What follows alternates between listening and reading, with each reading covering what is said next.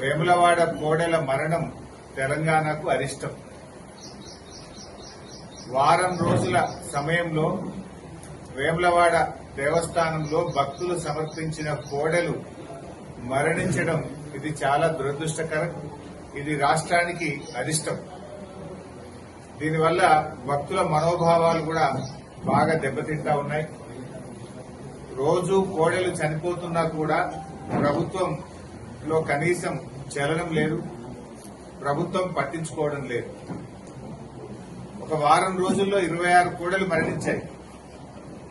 మరికొన్ని కోడెలు అనారోగ్యం పాలై చావు బతుకుల్లో కొట్టుమిట్టాడుతా ఉన్నాయి.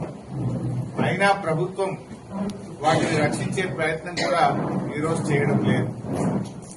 రేవంత్ రెడ్డి గారు ఇప్పటికే దేవుడి మీద ఒట్టు పెట్టి 15 ఆగస్టు కల్లా రుణమాఫీ చేస్తానని చెప్పి మాట తప్పడం వల్ల ఇవాళ తెలంగాణకు శాపంగా మారింది.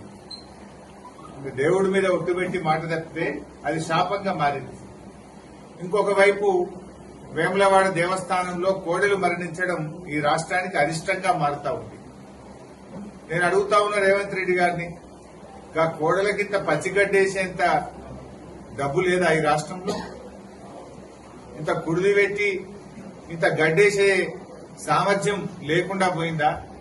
ఎందుకు వేములవాడ దేవాలయం మీద మీరు శీతకన్ను ప్రదర్శిస్తా ఉన్నారు? ఎందుకు ఈ నిర్లక్ష్య వైఖరిని ప్రదర్శిస్తా ఉన్నారు? పతాక శీర్షికన పత్రికల్లో వార్తలు వస్తున్నా, మీడియాలో వస్తున్నా, ఎందుకు ఈ ప్రభుత్వం స్పందించడం లేదు? మీ ఇంటెలిజెన్స్ వ్యవస్థ ఏం చేస్తుంది? మీ అధికారులు ఏం చేస్తా ఉన్నారు? మీ కలెక్టర్ ఏం చేస్తా ఉన్నాడు? మీ యొక్క పశుసంవర్ధక శాఖ ఏం చేస్తా ఉంది? దేవాదాయ శాఖ ఏం చేస్తా ఉంది? అందరు నిద్రపోతున్నారా అని నేను అడుగుతా ఉన్నాను.